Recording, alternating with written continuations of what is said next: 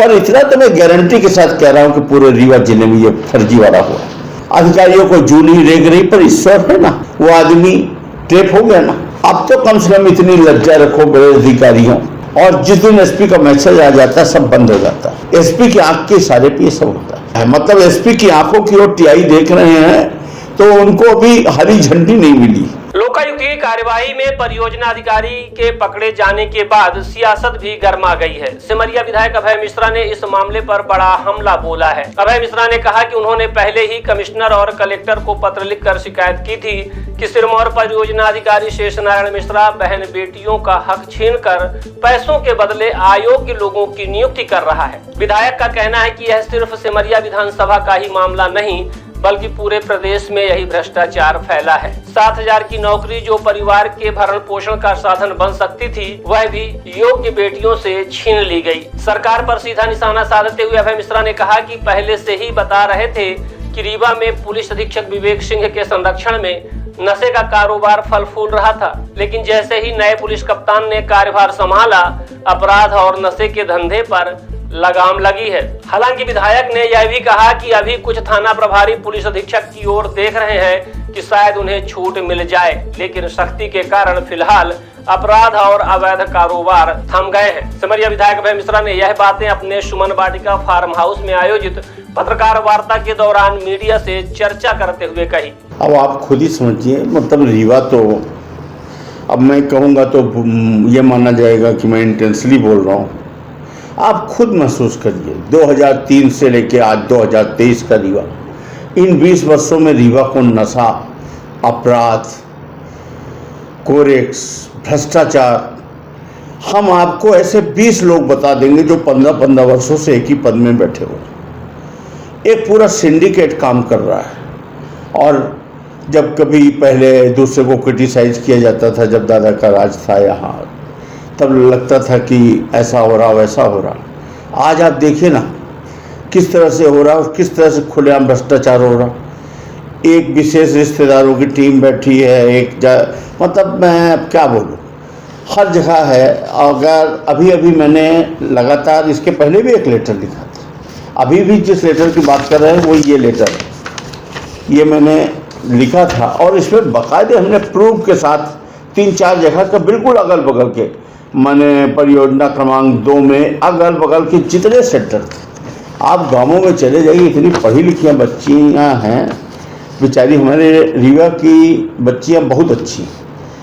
हम मानते हैं कि हमारे रीवा का आदमी थोड़ा सा कलाकार है या दर्द फन दुनियादारी में ज़्यादा है, लेकिन उतनी अच्छी हमारे रीवा की महिलाएं और बच्चियां हैं, जहां ब्याह दे वो अपना जीवन किसी तरह गुजार कर लेती हैं, लेकिन अपने ससुराल के प्रति समर्पित रहती हैं, पूरा जीवन निछावर कर देती हैं। और वो तरसती हैं, बड़ी बड़ी डिग्रियाँ लिए, MBA किए, कि उनको एक आंगनबाड़ी की 7,000 की सहायिका की इसकी नौकरी मिल जाए तो कम से कम नून तेल का इंतजाम, मतलब घर चला ले, बच्चों को पाल लें। और वो गाँवों में ही, शहरों में भोपाल में पढ़ी बच्चियों की शादी अगर हो गई गांव में तो बेचारी गांव में एक्सेप्ट कर लेती। अब उनका भी अगर हम अधिकार मार के, छीन के किसी अपात्र व्यक्ति को नौकरी दे रहे हैं, उसके 2 तरीके हैं। भारतीय जनता पार्टी के नेता फ़ोन कर रहे हैं कि मेरा कार्यकर्ता है, ये मेरा मंडल है, ये मेरा कमंडल है, और साथ में वही पैसा दे रहे हैं, कोई 50,000, कोई 1 लाख, कोई 2 लाख, और एक चैन बनी हुई है, लोग पैसा लेकर के पात्र को हटाकर अपात्र को नियुक्त कर रहे। हमने शिकायत की, अधिकारियों को जूनी रेग रही, पर ईश्वर है ना, वो आदमी ट्रेप हो गया ना। अब तो कम से कम इतनी लज्जा रखो बड़े अधिकारियों, मध्य प्रदेश की सरकार, कि कम से कम यहाँ की इस नियुक्ति की जांच करा दो। हो सकता है पूरे मध्य प्रदेश में हुआ हो ये फर्जीवाड़ा, हो सकता है, पर इतना तो मैं गारंटी के साथ कह रहा हूँ कि पूरे रीवा जिले में ये फर्जीवाड़ा हुआ है। रीवा जिले में इस फर्जीवाड़े की जांच होनी चाहिए। एक और बात, मैं कहा करता था कि नशे का कारोबार, मैं हमेशा कहा करता था कि एसपी, मतलब मैं क्रिटिसाइज नहीं कर रहा हूँ, जो नहीं रहे तो उनको बारे में बात करने क्या मतलब, पर मैं कहा करता था कि पुलिस अधीक्षक का रोल इतना होता है, काम धंधा तो नशे का कारोबार, कोरेस का कारोबार, पैकारी तो पुलिस के TI कराते हैं। एसपी का रोल इतना होता है कि वो मुंह बंद रखे चुप रहे, और जिस दिन एसपी का मैसेज आ जाता है सब बंद हो जाता है। एसपी की आंख के इशारे पे ये सब होता है। आपने देखा होगा पिछले 5-6-7 दिनों से मैं अखबार पढ़ता हूँ। मैं ये नहीं कह रहा कि एकदम से बंद हो गया, पर आपको घटनाएं कम क्यों दिख रही? जहाँ आधा अखबार भरा रहता था, यहाँ गोली चली, यहाँ वो हुआ, यहाँ पर ज़्यादातर महिला उत्पीड़न के केस होते थे, अचानक अब आपको इक्का दुक्का दिखने लगे। इसका मतलब ये हो रहा है कि अभी एसपी ने इनको इशारा नहीं दिया, अभी एसपी ने रोक रखा है। मतलब एसपी की आंखों की ओर टीआई देख रहे हैं तो उनको अभी हरी झंडी नहीं मिली। मतलब ये है कि उनको ये लग रहा है कि एसपी ने अभी इसको स्वीकार नहीं किया, और देखिए उतना असर हो गया।